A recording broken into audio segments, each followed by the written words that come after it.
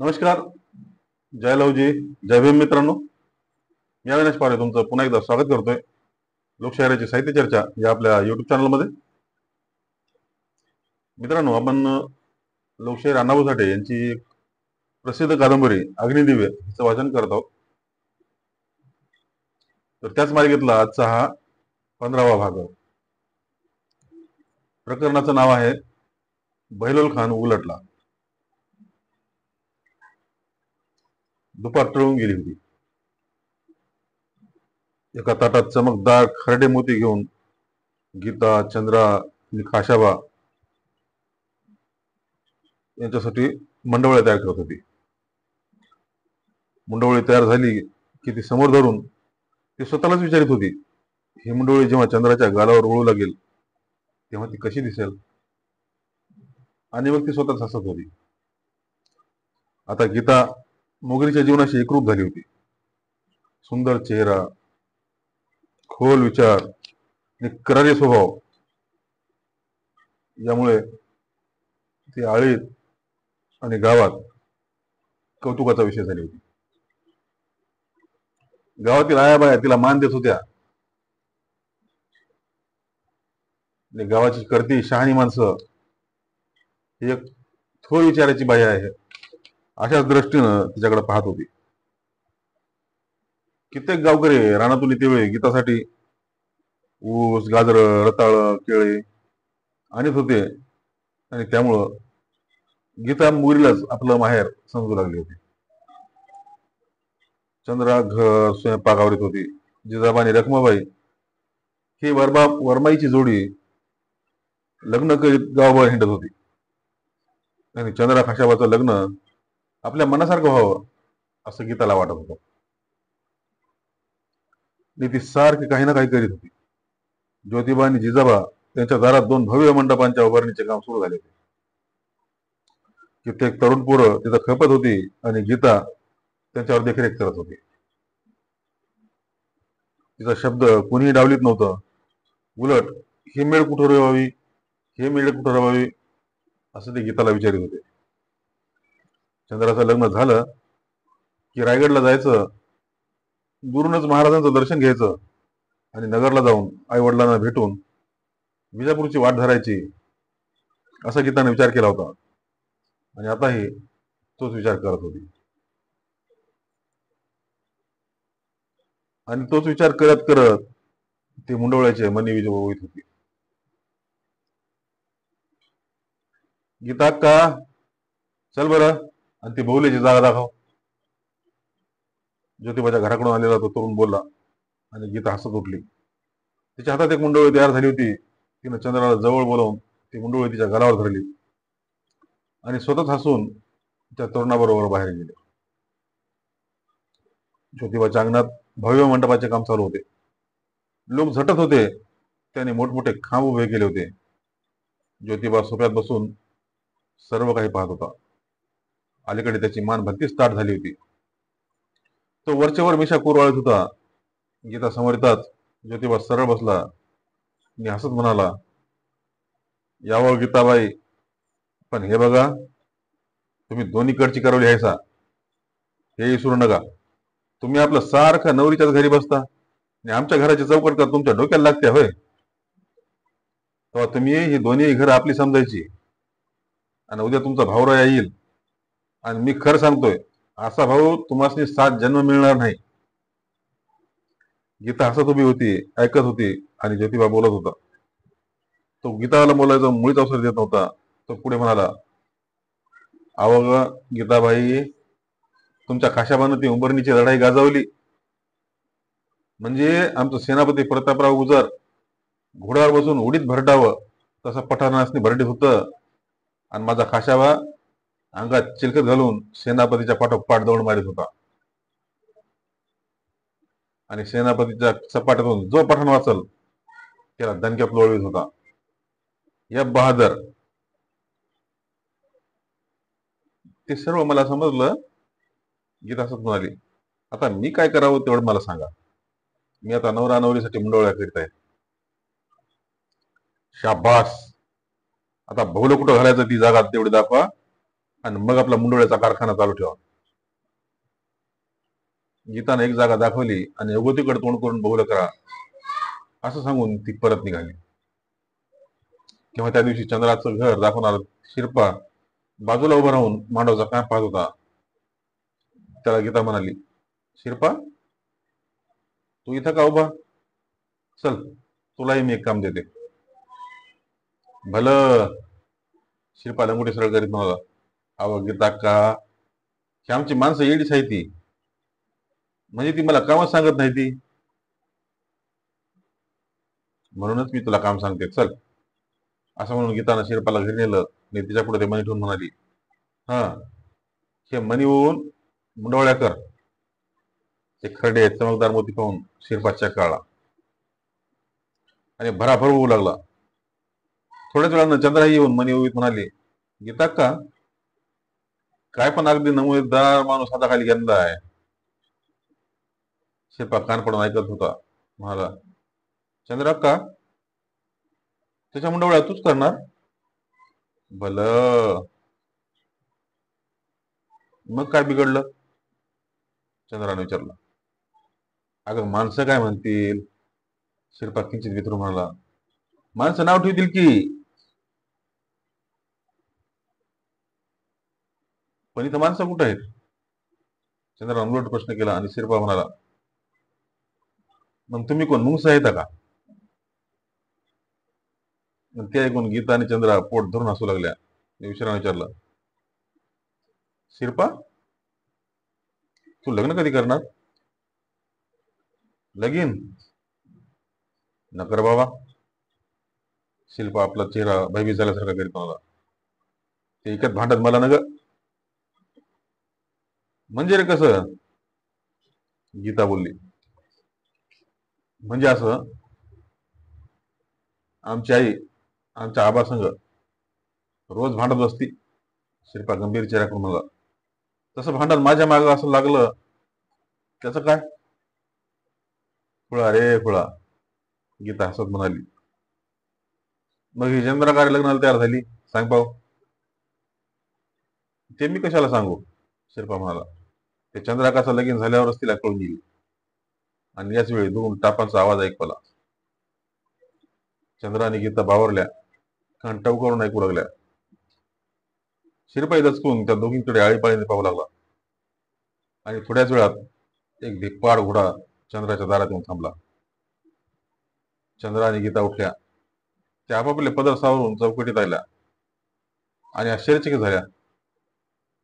खाशाबाला पाहून चंद्रा खुदकन हसली आणि म्हणाली, कशी वाकडी वाट केली सरकार? इथपर्यंत घोडं ठीक आलं, परंतु पुढं जायच ना, मग काय करणार?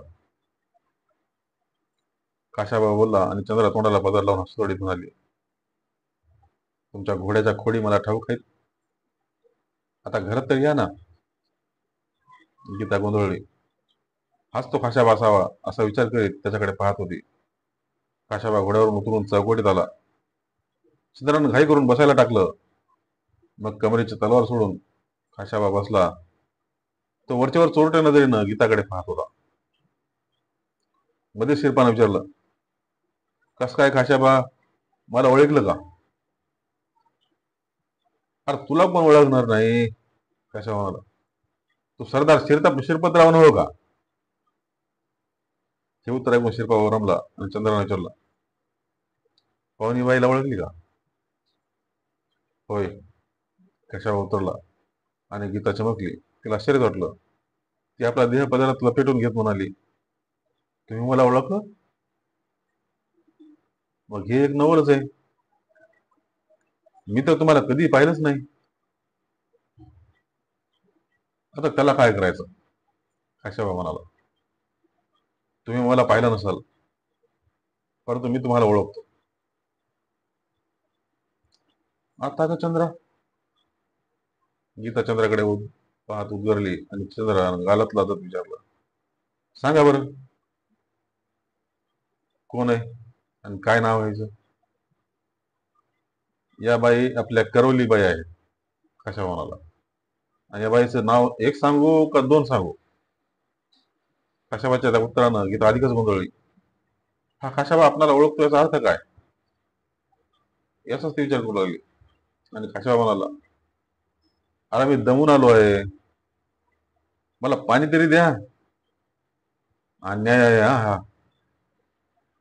तशी गीता चटकन उठली, तिनं पाण्याचा ताब्या पुढे ठेवला.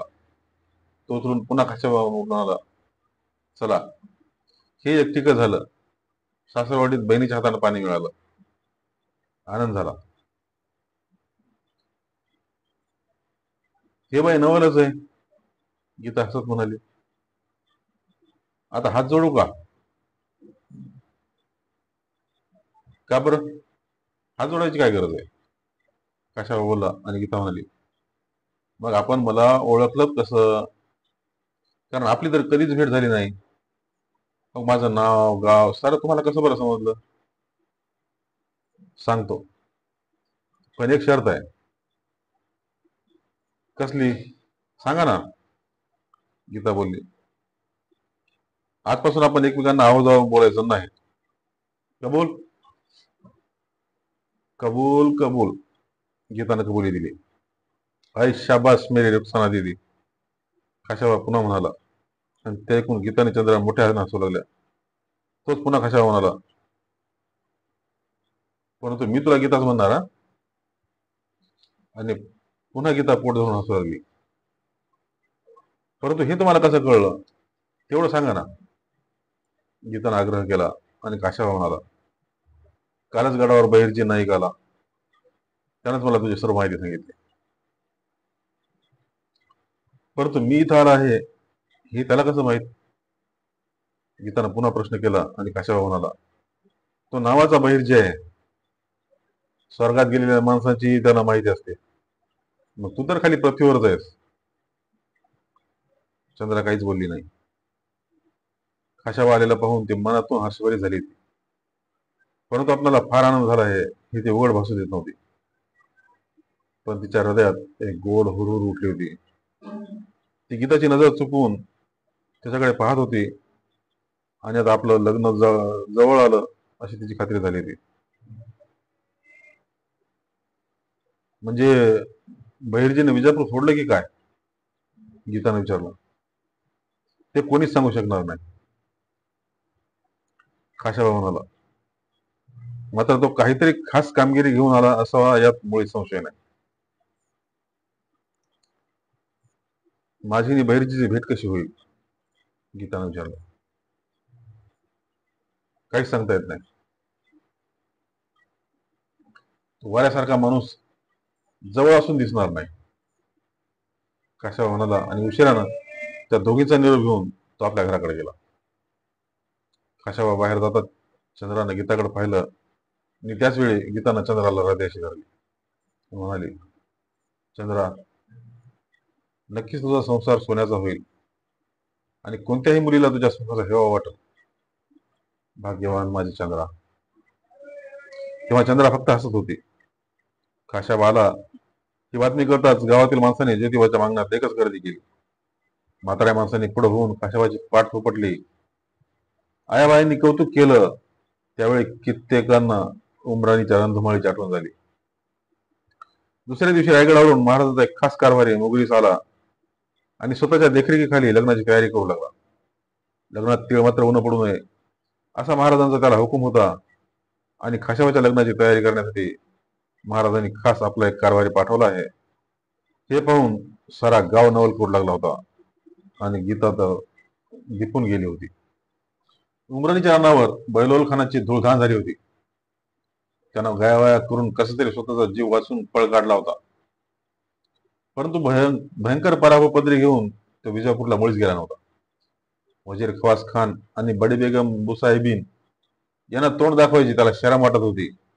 बडी बेगम बुसाहेबीन आणि वजीर खवास खान यांनी माझ्यावर केवढा विश्वास टाकला. मी शिवाजीचं पारिपत्य करीन, पन्हाळा घेईन असं त्यांना वाटत होतं. मी अपयशी ठरलो. या विचारानं खान मनात कडत होता, चरफडत होता. आणि प्रत्येक कोरोनाच विजापूरला तोंड दाखवीन असा त्याने निर्धार केला होता. आणि तो प्रतापरावांना दिलेल्या अनाभाका झुगारून पुन्हा लढाईच्या मसलती करीत होता. त्यांना अनेक अमीर उमराव हाताशी धरले होते. आणि उमराईंच्या पराजयाची भरपाई कशी करावी याचा तो विचार करू लागला. आणि तो बहिरुल खानाच्या हेतूची आणि हालचालीची संपूर्ण माहिती घेऊन बहिर्जी रायगडावर आला होता. त्यानं गडावर येताच महाराजांची भेट घेतली होती. तेव्हा महाराजांनी पहिला प्रश्न केला होता, हा बहिर्जी, आज या घडीला विजापूर दरबार आणि बहिरोल खान यांचे काय मनसुबे आहेत? महाराज, उमराणीच्या पराभवानं वजीर खवास खान आणि बडी मुसाहिबीन यांच्या तोंडचं पाणी पळालंय. अवघ्या 60 मराठ्यांनी सर केलेला पन्हाळगड बहिरोल खानानं वाटेल ती किंमत देऊन परत घ्यावा असं खवास खान आणि मुसाहिबीन यांचं मत होतं. परंतु बहिरोल खानानं उमराणीतच हत्यार टाकून सरसेनापतीशी तह केला आणि पळ काढला. त्यामुळे खवास खान आणि बेगम साहेब यांच्या सर्व आशा धुळीला मिळाल्या. बहिर्जीने उत्तर दिलं, आम्हाला माहित आहे की आमचा द्वेष करणारा हा खवास खान अग्रणी आहे. महाराज गंभीर स्वरात म्हणाले, आमचे स्वराज्य त्यांच्या डोळ्यात सलत आहे आणि तो स्वस्त असणार नाही याची आम्हाला कल्पना आहे. परंतु तो बहिरोल खान काय करीत आहे? तो तर मुळीच स्वस्त नाही. बहिर्जी म्हणाला, तो पराभवानं पोळला असला तरी उमराणीत झालेल्या अपमानानं तो पेटला आहे. त्यानं अजून विजापूरचं तोंडच पाहिलेलं नाही. मात्र तो पुन्हा चढाई करून फत्ते होऊनच विजापूरला जाईल असं म्हणत आहे. आणि त्यासाठी त्यानं खिजार खानाला कळवलं आहे. आणि दुसरी गोष्ट म्हणजे दिल्लीचा दिलेर खानही जातीनं विजापूरला जाईन. जातीनं पठाण असल्यामुळे तो बहिरोल खान पठाणाला कुमक देण्याचा जास्त संभव आहे. स्वर्ण प्रतापराव यांनी बहिरोल खानावर दया करून फार मोठी चूक केली आहे. हा आमचा कयास बरोबर होता. महाराज म्हणाले, कारण उमराणीच्या युद्धात आम्हाला यश मिळालं आणि आदिलशाहीच्या एका फकीराला जीवदान मिळालं आणि तो बहिरोल खान कृतज्ञ आहे याची आम्हाला परिपूर्ण कल्पना होती. आता त्याच्याशी पुन्हा लढावे लागणार आहे. त्याला इलाज नाही. बहिर्जी मुजरा करून निघून गेला आणि चिठ्ठीस म्हणाले, महाराजांना उद्या मुगरीला जायचं आहे.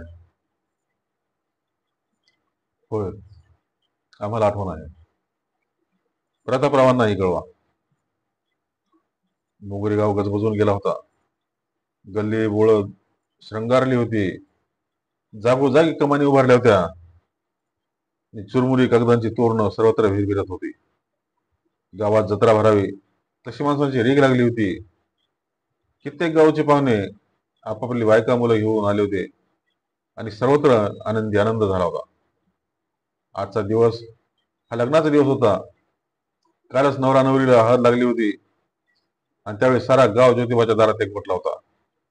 त्या भव्य मंडप उभारला होता. सर्वत्र बेगडी तोरणं झगबगत होती. झुंबर झोके घेत होती. पुढील अंगणात एक सुंदर गालीचा अंथरून त्यावर गाद्या टाकल्या होत्या. ती खास पाहुण्यांची म्हणून तिकडे कोणी जात नव्हतं. सारा गाव खाशाबा आणि चंद्रा यांना हळदी लावित होता आणि म्हातारी माणसं एकमेकाला म्हणत होती, असं लगीन या गावात कधी झालं नाही. कालपासून गीताला घडीची विश्रांती नव्हती. दोन्हीकडची करती आणि करवली म्हणून तिची भलतीच तारांबळ येते. सुतापासून सोन्यापर्यंत सर्व काही तिलाच पाहावं लागत होतं. ज्योतिबा आणि जिजाबा ही दोन वरबाप निवांत बसून तो हळदीचा सोहळा पाहत होती. सर्वांच्या शेवटी मारुतीचा उला पुढे सरकला. त्यानं नवरा नवरीला हळद लावून मागे फिरला. तोच त्याला जिजाबाने हाक मारली आणि म्हणाला, मारुतीराव, त्या दिवशी कसली खबर घेऊन आला होता? ती ती खबर लटकी ठरली. मारुती दिलगिरी होऊन म्हणाला, आदल्या दिवशी दोन माणसं येऊन माझ्याकडे लग्नाची विचारपूस करू लागली. तो मला वाटलं काहीतरी दगा फटका आहे. पर आता ती दोन माणसं आपलीच निघाली. एवढा खुलासा करून मारुती गर्दीत शिरला. दिवस अवघा कासराभर उरला होता. सर्व तयारी झाली होती. भटजी आपली सर्व सामुग्री घेऊन मुहूर्त धरायला टपला होता. तो वरच्या वर दिवसाकडे पाहत होता. रायगडावरून आलेला महाराजांचा कारभारी आपलं काम उरकून एका जागी शांत बसला होता. परंतु गावचे कारभारी भलती धावपळ करीत होते. ते काम करण्याऐवजी आरडाओरडाच फार करत होते. नवरा नवरी बाहुल्यावर बसली होती. चंद्रा अंगाचा मुरटा करून बसली होती. तिला अंगावरील दागिन्यांचं ओझं झालं होतं. ती जवळ बसलेल्या गीताकडे वळून तोंडावरचा पदर किंचित बाजूला करून काहीतरी बोलत होती आणि मगदुमाचा शिरपा खाशाबाजवळ बसून खुशाल पानाचे तोबरे भरीत होता. दिवस आणखी खाली घसरला तसा भटजीने सावध झाला. त्यानं आरोळी ठोकली. मंडळी ऐका, मुहूर्त समीप आला आहे. आणि याच वेळी टापांचा प्रचंड धडधडाट झाला. तो ऐकून गाव बावरला पाहू लागला. 500 निवडक स्वार, सरनोबत प्रतापराव गुजर, बहिर्जी नाईक यासह स्वतः महाराज मंडपात दाखल झाले आणि त्यांना पाहून जमलेले लोक स्तंभित झाले. हजारो कंठातून एकाच वेळी आणि एकच उद्गार बाहेर पडले. कोण? महाराज? कोण? महाराज? महाराजांना पाहताच भटजीने हात जोडून उभा राहिला. खाशाबा चकित झाला. चंद्र अधिकच मोरून बसली आणि गीता आनंदाने वेडावली. ज्योतिबा आणि जिजाबाच्या पुढे धावले. त्यांनी हाताच्या जोड्या करून जमिनीवर टेकून कपाळाला लावल्या. स्वप्नात घडावं तसं ते प्रत्यक्षात घडलं होतं. नंतर खाशाबा, चंद्राबा गीता पुढे गेली. त्यांनी महाराजांच्या पायावर मस्तक ठेवली. महाराजांनी वधूवराच्या शिरी हात ठेवून आशीर्वाद दिला. अष्टपुत्र सौभाग्यवती भव.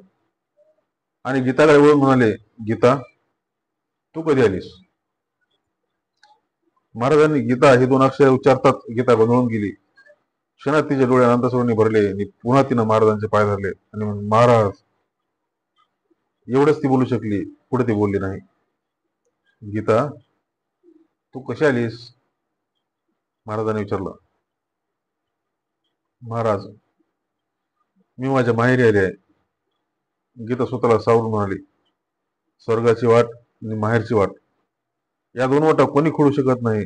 आणि माझं हे माहेर तर स्वर्गाहून सुंदर आहे. आज माझी एक इच्छा पूर्ण झाली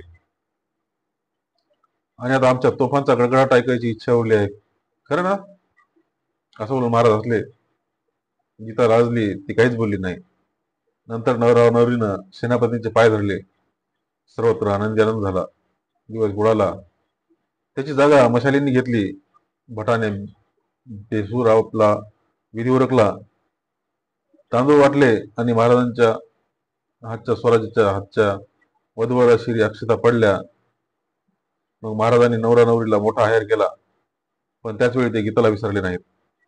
तिलाही सर्व प्रकारचे दागदागिने आणि वस्त्रे देऊन तिचा गौरव केला आणि विजापुरातील तिच्या नेक कर्तबगारीचं चीज केलं. प्रतापरावांनी खाशाबाला तलवार दिली आणि सुवर्णानं चंद्राची ओटी भरली. सर्व काही शांत झालं आणि महाराजांनी हाक मारली, गीता जी. ती धावतच पुढे गेली.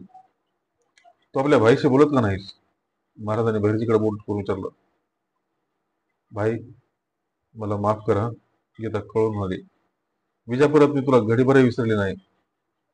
पण मी आज माहेर पाहून भानाच हरपून बसले आहे. नव्हे, आज माझा पुनर्जन्म झाला आहे.